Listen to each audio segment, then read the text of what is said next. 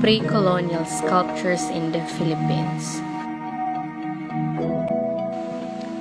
In the Philippines, a pre-colonial form of government before the Spaniards came to the Philippines. There were existing cultures of the Filipinos which were not distinguished, especially for newborn Filipino citizens. Filipino sculpture has undergone an evolution in content, form, shape, and mediums.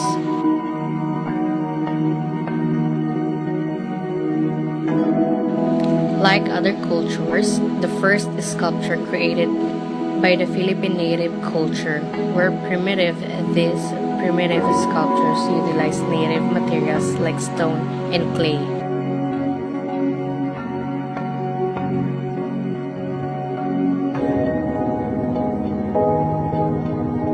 Filipino sculptures came to be known in the middle 19th century.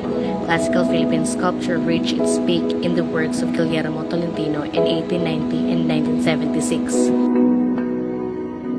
The Bulul. Bulul is a carved wooden figure used to guard the rice crop by the Ifugao people of northern Luzon. Bulul is also known as Tinagtago. Bulul are used in ceremonies associated with rice production and with healing. Bulul is also important to Ifugaos because they believe that they can protect and multiply the rice and make the harvest abundant.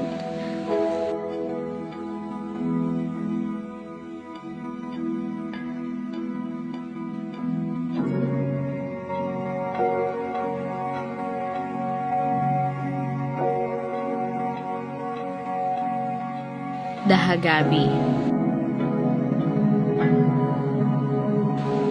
Hagabi are traditionally large ceremonial benches carved for wealthy Ifugao families as a symbol of wealth, power, and prestige. The bench serves as a symbol of prestigious Hagabi feast, in which the carving of the bench marks the beginning of the celebration. The geometric bench with stylized animal head ends. Only Ifugao of the Kadangian class were allowed to have the Hagabi. Kadangian is a wealthy class in Ifugao. And this small-scale tool was likely carved for a Kadangian individual for use inside their home.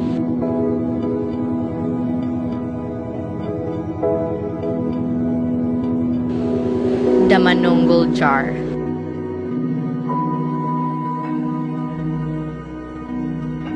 The Manunggul jar is a secondary burial jar excavated from a Neolithic burial site in the Manunggul Cave of the Tabon Caves at Lipunan Point in Palawan, Philippines.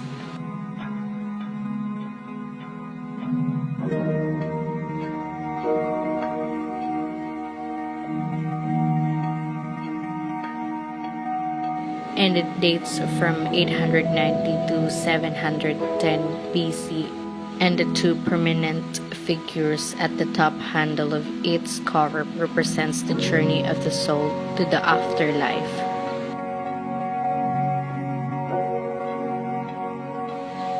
The Anito.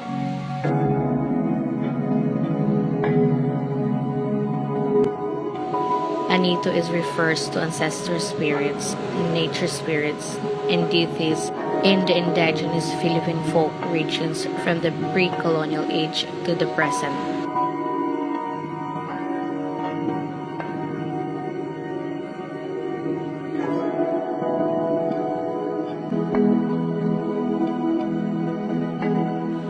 Although the term itself may have other meanings and associations depending on the Filipino ethnic group.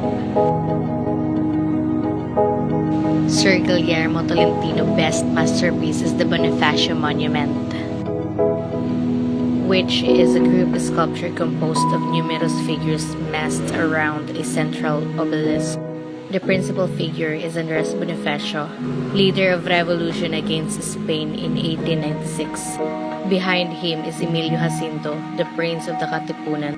It is completed 1933, marked the apex of Tolentino's career. These sculptures were frequently carved of wooden by priestly artisans used in sacred rituals. The anito embodied the spirit, often the ancestors. In some parts of the Philippines, a ritual meal known as atang is offered to the spirits. The tradition continues to this day with meals frequently including rice or rice cake. These rituals were commonly for daily routine or may have been reserved for special events such as a harvest offering or the start of a new business or the blessing of a new house.